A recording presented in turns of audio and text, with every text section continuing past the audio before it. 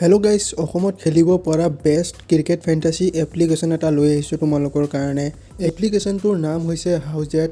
এপ্লিকেশ্যনৰ লিংকটো তোমালোকে ডেছক্ৰিপশ্যনত নাইবা কমেণ্ট বক্সত পাই যাবা।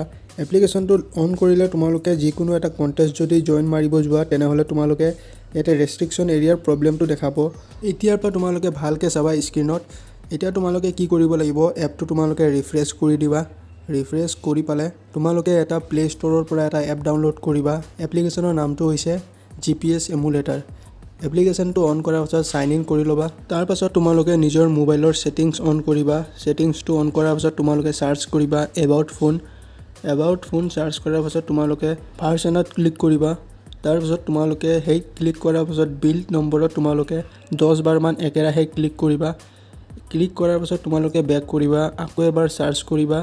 এবাৰ চাৰ্চ কৰিবা তোমালোকে চিলেক্ট মোক লোকেশ্যন। চিলেক্ট মোক লোকেশ্যন চাৰ্চ কৰাৰ পাছত তোমালোকে 3 নম্বৰত যোনটো অপশ্যন দেখাই আছে তাত ক্লিক কৰিবা।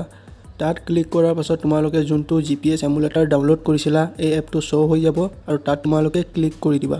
এইখিনি কৰি তোমালোকে আকৌ এবাৰ GPS EMULATOR এপ্লিকেশ্যনটো অন কৰিবা। তাত অন কৰি তোমালোকে Dream11 বা যিকোনো ফেণ্টাসি হাউজেট My11 চাৰ্কেল লিগেল হোৱা এখন ষ্টেট, মানে ফেণ্টাসি লিগেল হোৱা এখন ষ্টেট চাৰ্চ কৰিবা।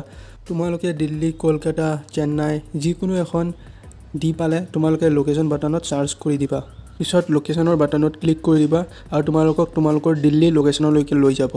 এইখিনি কৰাৰ পাছত তোমালোকে আকৌ হাউজেট এপ্লিকেশ্যনটো অন কৰিবা।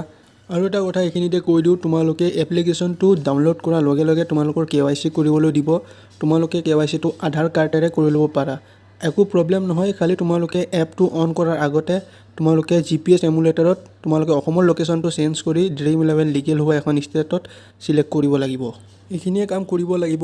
আকৌ এবাৰ কৈ দিছোঁ তোমালোকে যেতিয়াই হাউজেট এপটো অন কৰিবা তাৰ আগতে তোমালোকে GPS EMULATORত Dream11 বেন নোহোৱা এখন ষ্টেট, ধৰি লোৱা দিল্লীৰ লোকেশ্যনটো ছেট কৰিহে তোমালোকে হাউজেট এপ্লিকেশ্যনটো অন কৰিবা।